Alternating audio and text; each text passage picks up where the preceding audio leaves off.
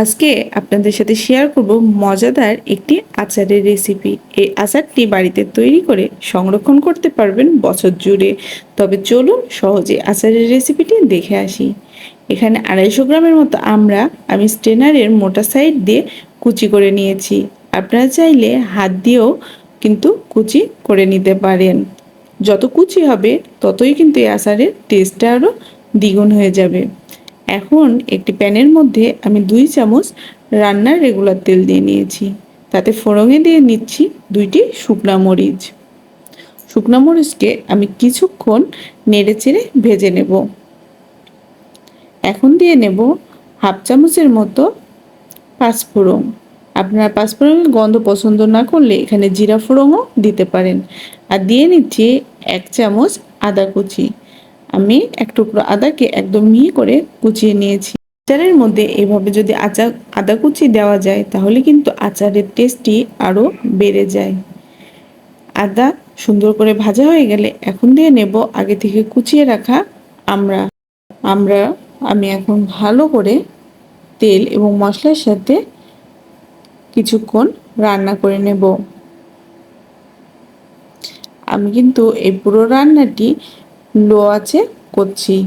অবশ্যই চেষ্টা করবেন লো আঁচে করার জন্য। যদি এখানে হাই আঁচে করেন তাহলে কিন্তু আমরা কুচিগুলো পুড়ে যাওয়ার সম্ভাবনা থাকবে এবং আচারের টেস্টটিও নষ্ট হয়ে যাবে এবং খেতেও তেতো একটি ভাব চলে আসবে।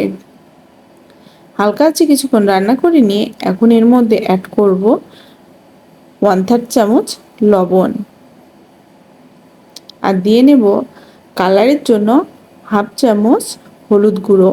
আপনারা চাইলে এখানে ফুড কালারও ব্যবহার করতে পারেন। তবে যেহেতু এটি আমি বাড়িতে খাওয়ার জন্য তৈরি করছি তাই এখানে কোনো ধরনের অর্গানিক কালার আমি ব্যবহার করব না।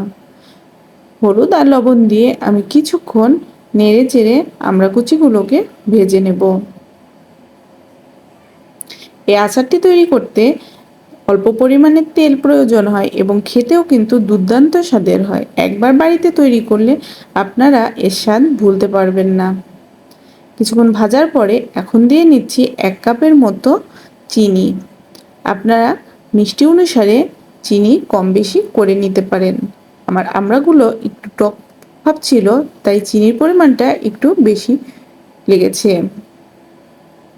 চিনি দিয়ে আমরা কুচিগুলোকে ভালো করে মিশিয়ে নিচ্ছি। এখানে কিন্তু এক্সট্রা কোনো জল আমি ব্যবহার করব না। চিনির থেকে যে জলটি ছেড়ে দিবে সেটাতেই কিন্তু আচারটি রান্না হয়ে যাবে এবং আমড়া কুচিগুলো অনেকটাই সিদ্ধ হয়ে যাবে। অনেকটাই জল ছেড়ে দিয়েছে। এখন আমি ঢেকে 5 মিনিট রান্না করে নেব লো আঁচে।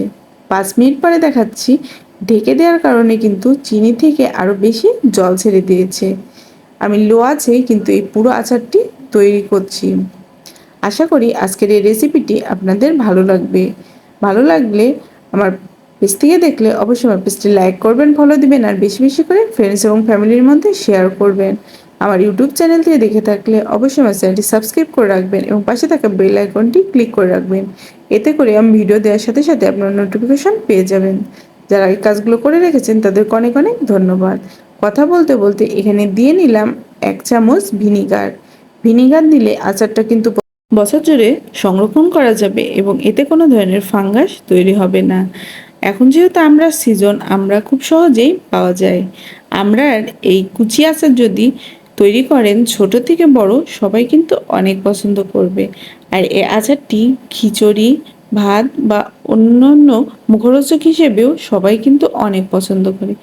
আমার আচার রান্না প্রায় হয়ে গেছে। এখন আমি আচারের মশলা দিয়ে নেব। এই আচারের মশলা আমার চ্যানেলের অন্য আচার রেসিপিতে কিন্তু দেখানো আছে। এখানে আমি পাঁচফোড়ন, শুকনা মরিচ ভালো করে টেলে নিয়ে গুঁড়িয়ে নিয়ে এই আচারের মশলাটি তৈরি করেছি। আপনারা চাইলে আমার চ্যানেলের অন্য আচারের রেসিপিগুলো দেখে আসতে পারেন। আশা করি আপনাদেরও কিন্তু অনেক ভালো লাগবে। মশলা দিয়ে আমরা আচারের সাথে ভালো করে মিশিয়ে নিলাম। এখন আমি আপনাদের সার্ভ করে দেখাচ্ছি কতটা লোভনীয় হয়েছে দেখতে এই আমড়ার কুচি আচার। খেতেও কিন্তু তেমনই অনেক মজাদার।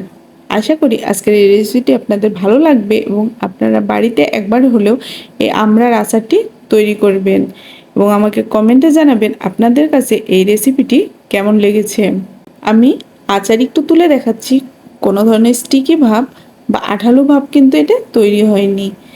আজকে এই পর্যন্তই, নতুন একটি রেসিপি নিয়ে হাজির হয়ে যাব। ততক্ষণ পর্যন্ত সবাই সুস্থ থাকবেন, ভালো থাকবেন। ধন্যবাদ সবাই।